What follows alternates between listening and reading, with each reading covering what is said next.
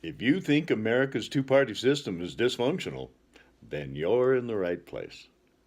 Good morning, and welcome to Coffee with Art.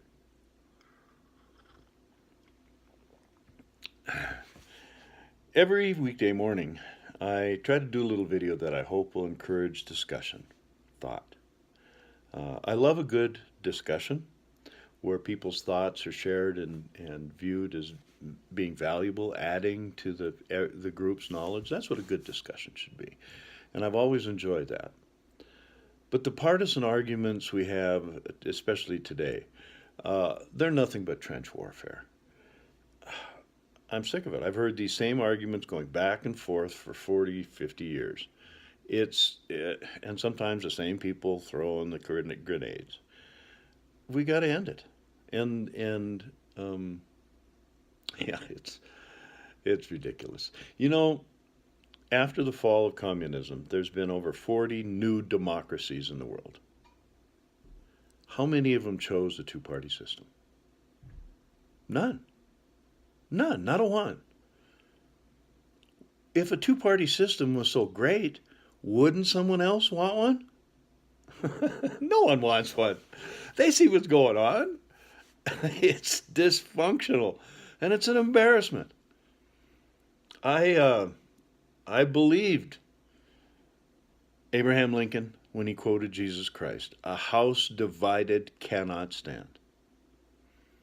So we may make it through this election, but I personally believe that this divide, and it's so deep. I just heard again some stories about family members that can't talk about anything political because they know it'll just blow up on them.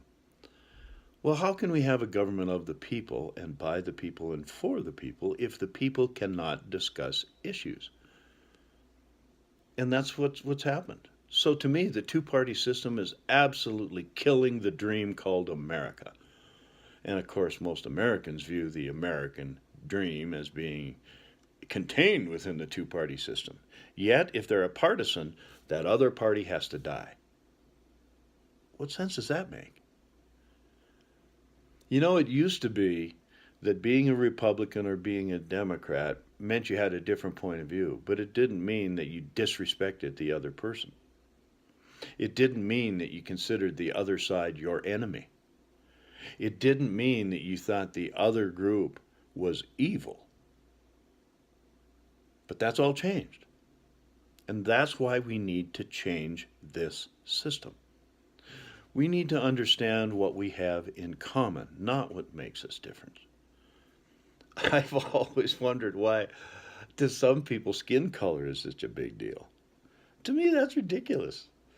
I mean, in the summer, I start out white, then I turn red, and by the end of the summer, I'm brown. What's the big deal? I don't get it. It's what's inside that counts.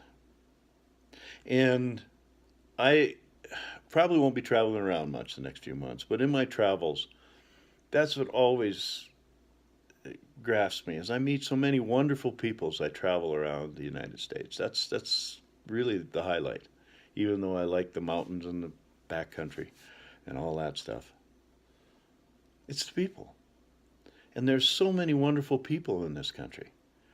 And yet we're torn apart, and it's come between families as well. So I idolize Jefferson and Madison especially, but the founding fathers. I love the comic books when I was a kid. I'm a comic book kid, and sometimes I think that Adams and Washington and Jefferson and Madison and Hamilton and on. To me, they're almost like comic book heroes, but they weren't. They were real people, and what they did was amazing. I think the Constitution of 1787 was just unprecedented and just an amazing document. They did a lot of things that we couldn't do today. First of all, totally different attitudes. It was the age of enlightenment, and not everything was motivated by money.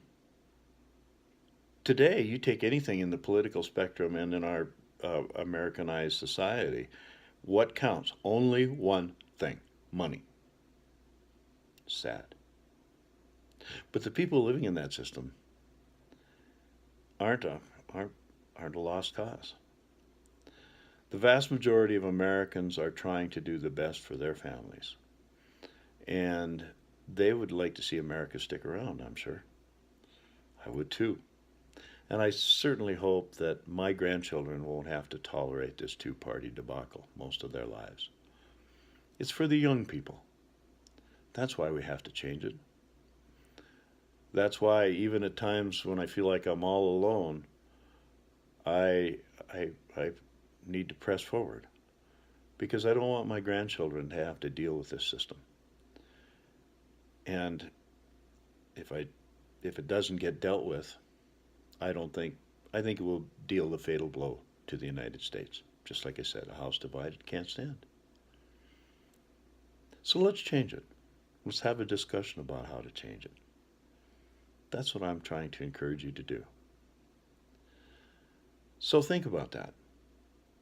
If we have a system of the people, by the people, and for the people, shouldn't the people discuss issues? So try to stay out of the partisan trenches and talk about the real world. All right. Well, I hope you have a great day today. You know that every day is a gift. That's why they call it the present. So I hope you unwrap that present carefully today because there's good stuff in there for you. I hope you have a great day and a great discussion.